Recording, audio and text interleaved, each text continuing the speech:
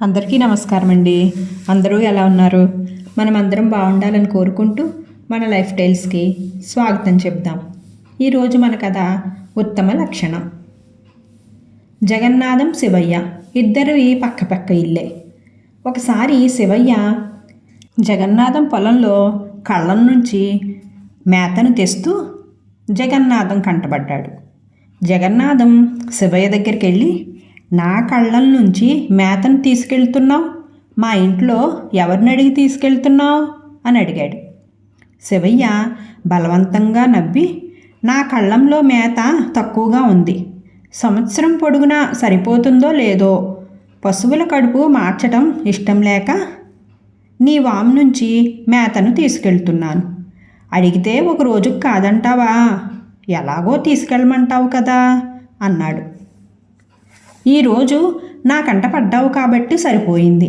ఎన్నాళ్ళ నుంచి నా మేతను దొంగిలిస్తున్నావో? అడగకుండా ఒకరు సొమ్ము తీసుకోవటం దొంగతనం అవుతుంది. అది సంస్కారమైన పని కాదు. నేను కాబట్టి సరిపోయింది. లేకుంటే నా స్థానంలో ఎవరున్నా నిన్ను నలుగురిలోకి ఈడ్చుకెళ్ళి 4 తన్నేవారు. దొంగగా నీకు ముద్ర పడేది. ఏదో పొరుగింటి వాడివని వదిలేస్తున్నాను. ఇక ముందు ఇలాంటి పని చేస్తూ నా కంట పడ్డావో మర్యాద దక్కదు. ఇంతటితో వెళ్ళిపో అంటూ కోపంగా మాట్లాడాడు జగన్నాథం. శివయ్య ఇక మారు మాట్లాడకుండా వెళ్ళిపోయాడు. ఆనాటి నుండి జగన్నాథం పలకరించినా మాట్లాడటం మానేశాడు శివయ్య. జగన్నాథం కనిపిస్తే చాలు శివయ్య ముఖం చిటపిటలాడిపోయేది. అవకాశం వస్తే జగన్నాథం అన్న మాటలకు రెండింతలు పగ తీర్చుకోవాలని ఎదురుచూస్తూ ఉన్నాడు శివయ్య. జగన్నాథానికి లలిత అనే కూతురుంది. ఆమె చక్కని చుక్క, సుగుణాల రాశి. కూతురంటే జగన్నాథానికి పంచప్రాణాలు. ఒకరోజు పెళ్లివాళ్ళు లలితను చూడటానికి వచ్చారు. జగన్నాథం ఇంటికి పెళ్లి చూపులకు వచ్చారని తెలుసుకున్న శివయ్య ఒక దురాలోచనకు పన్నాడు. జగన్నాథంపై కసి తీర్చుకోవటానికి ఇదే సరైన అవకాశం అనుకున్నాడు. పెళ్లి చూపులు పూర్తయ్యాక ఏ విషయం తెలియచేస్తామని చెప్పి వాళ్ళు బయలుదేరి వెళ్ళిపోయారు. శివయ్య వాళ్ళని ఊరి చివరిలో కలుసుకుని, ఈ ఊరికి కొత్త వాళ్ళ ఉన్నారు, ఎవరింటికి వచ్చారేమిటి అని అడిగాడు. జగన్నాథం ఇంటికి పెళ్లి చూపులకు వచ్చామని చెప్పారు వాళ్ళు. శివయ్య బాధగా నటిస్తూ, అయ్యా మీరు చూస్తే పెద్ద ఉన్నత కుటుంబంలా ఉన్నారు, మీకు ఎలా చెప్పాలో ఏం చెప్పాలో నాకు అర్థం కావటం లేదు అన్నాడు నసుకుతూ. విషయం ఏమిటో చెప్పమని అడిగారు వాళ్ళు. అయ్యా, ఆ అమ్మాయిది నష్టజాతకం. ఆ అమ్మాయి పుట్టాక వాళ్ళింట్లో 4 గేదెలు చనిపోయాయి. సంవత్సరానికే తల్లి చనిపోయింది. అమ్మాయి చూస్తే చాలా అందంగా ఉంటుంది, కానీ గయ్యాళిది. ఆ గయ్యాళితనం ఈ ఊళ్ళో అందరికీ తెలుసు. ఈ ఊళ్ళో ఆ అమ్మాయికి వరసైన వాళ్ళు చాలామంది ఉన్నా నష్టజాతకురాలు, గయ్యాళి అని భయపడి ఎవరూ ముందుకు రాలేదు అంటూ లేనిపోని అబద్ధాలు కల్పించి చెప్పాడు. శివయ్య వాళ్లతో లేనిపోనివి కల్పించి చెప్పడం అక్కడే కళ్ళం గోడపై నిద్రపోతున్నట్లుగా పడుకొని ఉన్న చిన్నయ్య అనేవాడు విన్నాడు. వాడు వెళ్ళిపోయాక శివయ్యని ఇంటి దగ్గర కలుసుకుని, జగన్నాథం కూతుర్ని చూడటానికి వచ్చిన వాళ్లతో అబద్ధాలు చెప్పి భలేగా పెళ్లి సంబంధం చెడగొట్టేశావు. చెట్టు కింద కళ్ళెం గోడ మీద పడుకుని ఉన్న నేను పెళ్లి చూపులకు వచ్చిన వాళ్లతో నువ్వు చెప్పిందంతా విన్నాను. ఈ విషయం జగన్నాథం గారికి చెప్పటానికి వెళుతున్నాను అన్నాడు చిన్నయ్య. ఆ మాటకి శివయ్య ఉలిక్కిపడ్డాడు. తను చిన్నయ్యను గమనించనందుకు విచారపడిపోతూ చాలా పొరపాటు చేశాను అనుకున్నాడు. ఈ విషయం జగన్నాథానికి తెలిస్తే మాత్రం తను బ్రతికి బట్టకట్టలేడు. నలుగురిలోకి ఈడ్చుకెళ్ళి చితకతన్ని కాని వదిలిపెట్టాడు జగన్నాథం. తన కూతురుకొచ్చిన సంబంధాన్ని చెడగొట్టాడని తెలిస్తే ఇంకేమైనా ఉందా? నిలువున తన ప్రాణం తీయనైనా తీసేస్తాడు అనుకుంటూ, చిన్నయ్య, ఈ విషయం జగన్నాథం గారితో చెప్పకు, నీకు ఏం కావాలన్నా ఇస్తాను అన్నాడు బేరానికొస్తూ శివయ్య. ఈ విషయాన్ని రహస్యంగా ఉంచాలంటే నెలకు నాకు 100 వరహాలు ఇచ్చుకో, నా నోరు దాటి మాట బయటకు రాదు అన్నాడు చిన్నయ్య శివయ్యతో. శివయ్య ఒప్పుకుని చిన్నయ్యకు 100 వరహాలు ఇచ్చి పంపించాడు.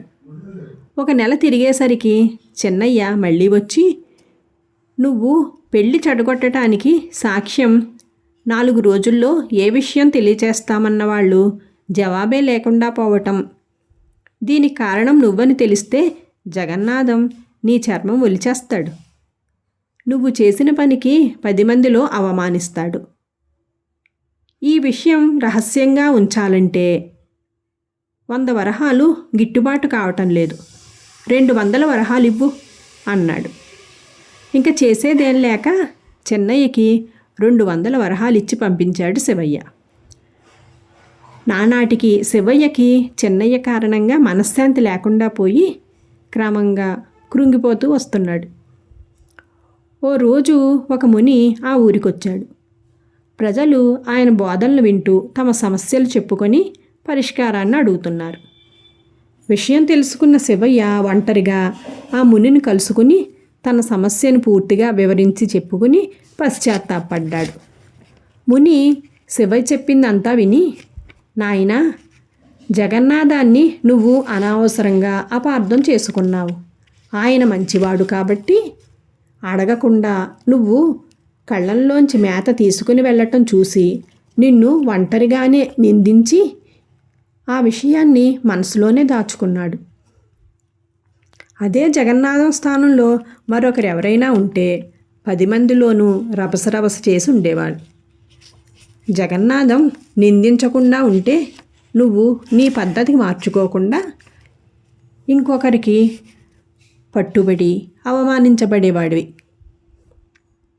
నిన్ను నిందించి జగన్నాథం నీకు చాలా మేలు చేశాడు. ఎదుటివాడి మంచితనాన్ని అర్థం చేసుకోలేకపోయావు. తప్పు చేయటం మానవ సహజం, దాన్ని సరిదిద్దుకోవటం ఉత్తమ లక్షణం. ఒక అబద్ధాన్ని కప్పిపుచ్చుకోవటానికి మరొక తప్పు చేయటం నీచమైన లక్షణం. నువ్వు చేసింది అదే. చేసిన తప్పుని సరిదిద్దుకోవాలనే ఆలోచన నీలో కలిగిన నాడు అదే కోణంలో ఆలోచిస్తావు, పరిష్కారం అదే దొరుకుతుంది. వెళ్ళు అన్నాడు ఆయన. ఇల్లు చేరుకున్నాక శివయ్య తన తప్పును సరిదిద్దుకోవటానికి ఏం చెయ్యాలా అని ఆలోచించడం మొదలుపెట్టాడు. కొంతసేపటికి అతనికి పరిష్కారం ఏమిటో అర్థమైంది. శివయ్య బంధువు రఘురామయ్యకి గోవిందు అనే ఒకే ఒక కొడుకున్నాడు. వారిది చాలా మంచి కుటుంబం.